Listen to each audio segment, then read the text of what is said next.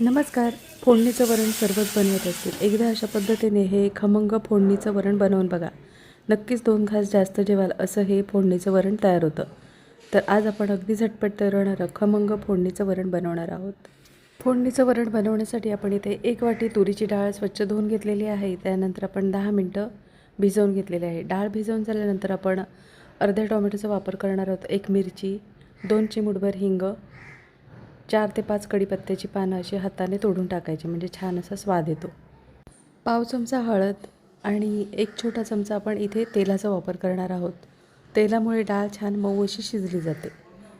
फोडणीचं वरण किंवा फोडणीची आमटी बनवताना लक्षात ठेवा, डाळ शिजताना एखाद्या टोमॅटोचा वापर करायचा म्हणजे छान अशी चव येते. तर इथे आता 2 ते 3 शिट्यांमध्ये आपण डाळ छान शिजवून घेतलेली आहे. तर डाळ गरम असतानाच अशा पद्धतीने आपण मिक्स करून घ्यायची आहे. तर इथे डाळ छान मिक्स करून झालेली आहे. डाळ मिक्स करून झाल्यानंतर आपण गरम पाण्याचा वापर करायचा आहे. गरम पाण्यामुळे डाळ छान एकसारखी अशी तयार होते. तर इथे आता डाळ पाण्यामध्ये व्यवस्थित अशी मिक्स करून झालेली आहे. इथे तुम्हाला डाळ कितपत घट्ट किंवा पातळ हवी आहे त्याप्रमाणे गरम पाण्याचा वापर करायचा आहे. तर इथे गरम पाण्यामध्ये डाळ छान मिक्स करून झालेली आहे. तर इथे आता खलबत्त्यामध्ये आपण 4 ते 5 लसूण पाकळ्या घेतलेल्या आहेत आणि 2 ते 3 आपण इथे हिरव्या मिरच्यांचा वापर करणार आहोत. हिरव्या मिरच्यांमुळे छान अशी चव येते फोडणीला. लसूण आणि मिरची आपण ठेचून घेणार आहोत. एकदा अशा पद्धतीने हे वरण बनवून बघा.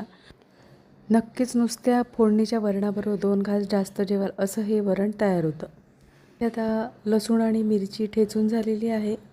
एका पातेल्यामध्ये आपण फोडणीपुरतं तेल गरम करून घेणार आहोत. तेल छान गरम झाल्यानंतर पाव चमचा मोहरी छान तडतडू द्यायची आहे. तर इथे आता मोहरी छान तडतडलेली आहे आणि आता आपण ठेचून घेतलेलं लसूण आणि मिरची आहे ती आपण आता फोडणीमध्ये परतवून घेणार आहोत. तर इथे आता गॅसची फ्लेम स्लो ठेवायची आहे. स्लो गॅसवरच आपण फोडणी छान खमंग तयार करून घेणार आहोत. तर इथे आता मिरची आणि लसूण आपण छान परतवून झालेलं आहे. 5 ते 6 कढीपत्त्याची पानं. तर इथे पाहू शकता छान अशी खमंग अशी फोडणी तयार करून झालेली आहे. फोडणी परतवून झाल्यानंतर आपण पातळ उभे चिरून घेतलेला 1 मोठा टोमॅटो, अशा पद्धतीने आपण उभा चिरून घेतलेला टोमॅटो आहे. टोमॅटो पटकन शिजला जातो त्याच्यासाठी आपण इथे उभा पातळ चिरून घेतलेला टोमॅटो फोडणीमध्ये छान परतवून घेणार आहोत. तर इथे आता टोमॅटो आपण परतवून झालेला आहे. टोमॅटो छान फोडणीमध्ये परतवून झाल्यानंतर आपण पाव चमचा इथे हळदीचा वापर करणार आहोत. गॅसची फ्लेम स्लो ठेवायची आहे आणि स्लो गॅसवर आपण फोडणी छान खमंग तयार करून घेणार आहोत. तर इथे आता पाव चमचा आपण हळदीचा वापर करणार आहोत.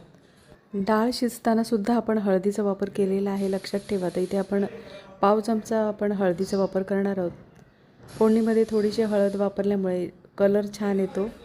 तर इथे आता आपण फोडणी छान परतवून झालेली आहे. तर गॅसची फ्लेम स्लो ठेवूनच आपण डाळ छान फोडणीला देणार आहोत.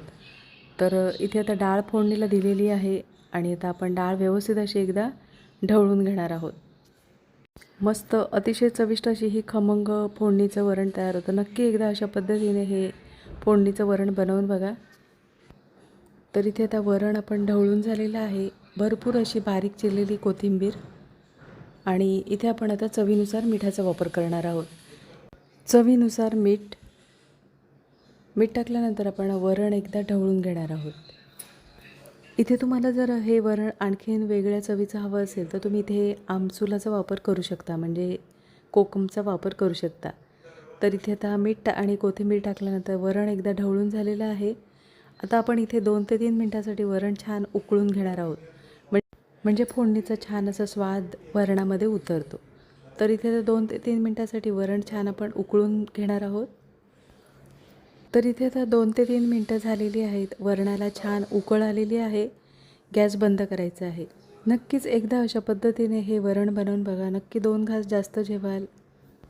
बनवायला सोपं आणि खायला तर अतिशय चविष्ट असं हे फोडणीचं वरण तयार होतं. तर इथे आता हे मस्त खमंग असं फोडणीचं वरण तयार करून झालेलं आहे.